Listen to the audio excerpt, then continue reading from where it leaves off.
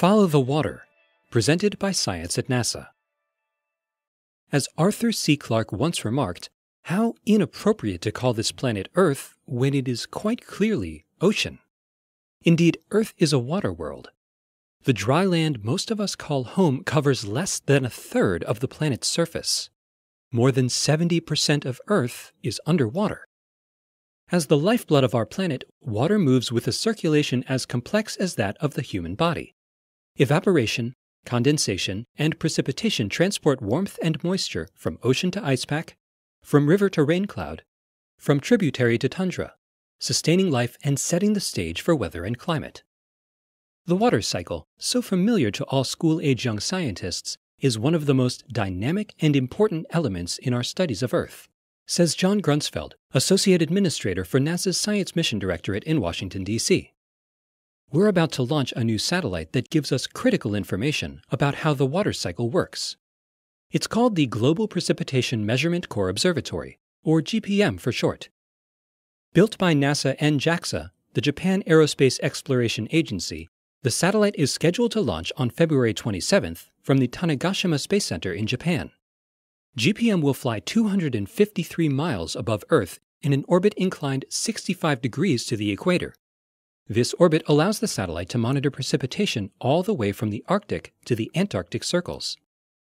Working with a network of other satellites, some already in orbit and some planned for the future, GPM can measure rain and snow every 3 hours anywhere on the globe. The kind of data we'll get from the GPM network is unprecedented, says Gail Skowronek-Jackson, GPM project scientist at NASA's Goddard Space Flight Center. We'll be able to observe detailed characteristics of rain and snow systems that are extremely important for improving weather and climate forecasts.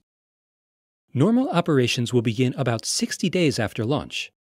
Data will be downlinked through NASA's Tracking and Data Relay Satellite System to NASA's Precipitation Processing Center in Greenbelt, Maryland, where it will be processed and distributed over the Internet.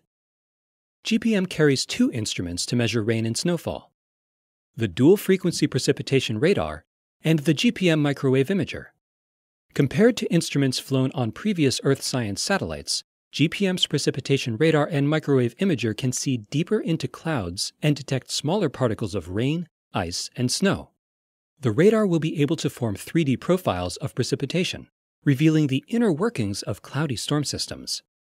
The microwave imager will measure not only heavy and moderate rain, as other satellites do, but also light rain and snow, 2 forms of precipitation important over mountain ranges and high-latitude sites in North America, Europe, and Asia.